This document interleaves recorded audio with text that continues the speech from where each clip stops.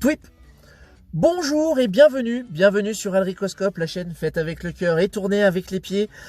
C'est un plaisir de vous retrouver pour cette nouvelle vidéo aujourd'hui, en direct de ma voiture pour une nouvelle rubrique de Comics Driver. On va parler aujourd'hui des Guerres d'Asgard, un récit complet dans la collection mutante publiée chez Hachette, scénarisé par Chris Claremont, dessiné par Arthur Adams, publié donc chez Marvel Comics, c'était dans les années 80, 1988 pour être précis si je ne dis pas de bêtises. C'est un récit que je ne connaissais pas à l'époque et que j'ai eu plaisir à découvrir dans son intégralité ici. Grand récit d'aventure qui va réunir le personnage de Tornade et de quelques-uns des X-Men, comme Colossus ou encore Wolverine que vous voyez là, mais surtout les nouveaux mutants. Nous avons affaire à une histoire qui arrive à un moment où le personnage de Tornade a perdu ses pouvoirs, doit faire face à son humanité, mais cette faiblesse va être utilisée par le personnage de Loki. Car comme vous le voyez dans le titre, les Guerres d'Asgard va mettre en scène ces mutants sur la terre d'Odin. Pourquoi cela? En fait, le livre s'ouvre sur Loki en train de fomenter un plan visant à se venger, car il a été trahi, il a été sali, et il veut redorer son honneur, quitte au passage, pourquoi pas, à accéder au trône d'Asgard. Son but, son réel objectif. Et pour ça, pour accéder au trône d'Asgard, il va utiliser le personnage de Tornade pour en faire l'équivalent d'Odin et asseoir sa suprématie. D'où le fait qu'elle arbore une tenue asgardienne et manipule un marteau que l'on pourrait prendre pour Mjolnir. Le livre donc s'ouvre sur ce Loki fomentant son plan. Nous avons ensuite affaire à une présentation des divers personnages que sont les nouveaux mutants. Les nouveaux mutants qui sont la nouvelle génération de X-Men. Nous allons retrouver les personnages de Mirage, à savoir Dani Moonstar, qui est une indienne qui est capable de créer des images tridimensionnelles, des hologrammes, à partir des peurs des personnes qu'elle côtoie ou de son propre esprit. Elle peut aussi communiquer avec les animaux. Nous allons avoir le personnage de Karma qui a la faculté de de posséder les esprits des gens ou des êtres vivants. Nous allons avoir une entité nommée Warlock, une sorte de créature techno-organique qui a le pouvoir en fait de transmoder, en fait de recopier au niveau de ses circuits n'importe quelle forme, et peut aussi prendre le contrôle par ce moyen-là de tout être vivant. Nous avons la petite sœur de Colossus, Illyana Rasputin, connue sous le nom de Magik, qui a la faculté, elle, non content d'avoir des facultés magiques, va pouvoir avoir la possibilité de naviguer dans une dimension appelée les limbes. Et elle va tirer également son pouvoir de cet endroit.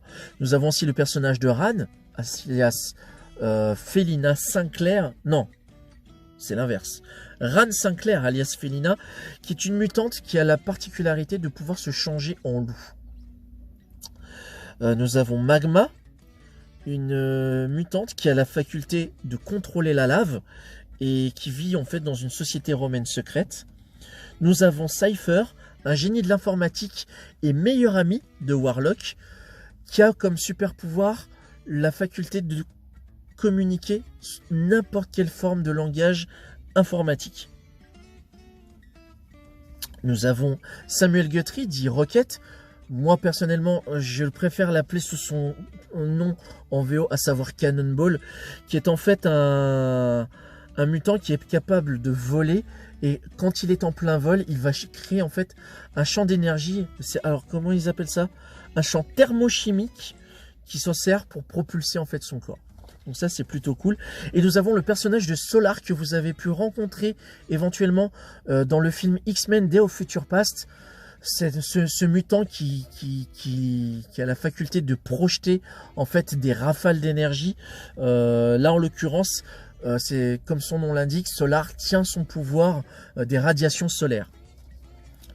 Tous ces jeunes gens donc vont être catapultés en terre d'Asgard, car en fait, alors qu'ils étaient en train de profiter d'un séjour en Grèce, sous l'égide de Tornade donc, vont se retrouver catapultés en Asgard et vont faire face en fait à diverses aventures et vont mettre en fait en relief des problèmes qu'ils avaient sur Terre et qu'ils vont essayer qu'ils vont plus ou moins résoudre sur Asgard.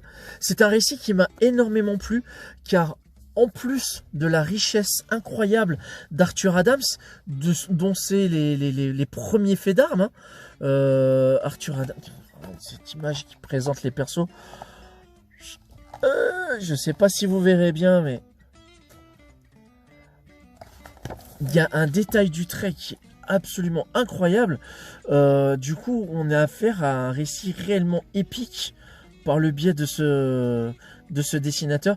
Chris Claremont au scénario, encore une fois, fait des merveilles parce qu'il arrive, une fois de plus, à rallier un récit d'aventure aussi onirique que fantastique, qui est le monde de Thor, le monde d'Asgard, avec ses dieux, ses nains, ses trolls, ses dragons, avec l'univers des mutants, des X-Men, des nouveaux mutants en l'occurrence, et ça fait merveille, ça fait vraiment merveille. Et pour le coup, pour redécouvrir ce titre, il y a un petit bémol, si vraiment il y a vraiment un bémol à voir, ce serait au niveau de la couleur, parce qu'en fait le style très riche de Arthur Adams, au niveau de la couleur, c'est assez mal desservi. Voilà, par exemple, cette vignette par ici est un bon exemple.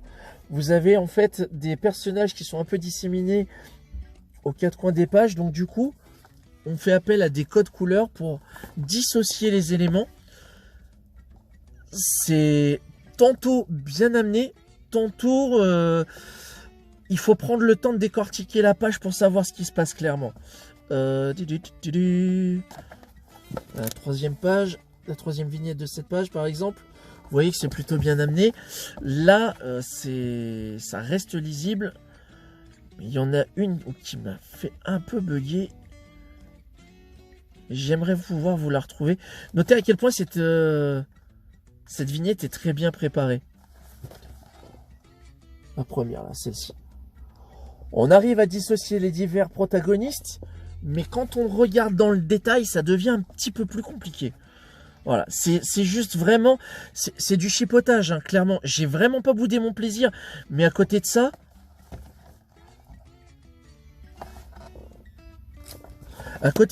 ça reste un très bon récit d'aventure. Mon conseil du jour, donc, pour ce Comics Driver, c'est X-Men, la collection mutante, les guerres d'Asgard, édité dans la collection Hachette. Donc, c'est l'équivalent du numéro 22. Et ça sera tout pour moi pour aujourd'hui. Si vous connaissiez ce récit d'héroïque fantasy mutant, n'hésitez pas à m'en faire part dans vos commentaires. Si vous avez aimé cette vidéo, n'hésitez pas à vous abonner à la chaîne en activant la petite cloche. Petit pouce bleu si vous avez apprécié.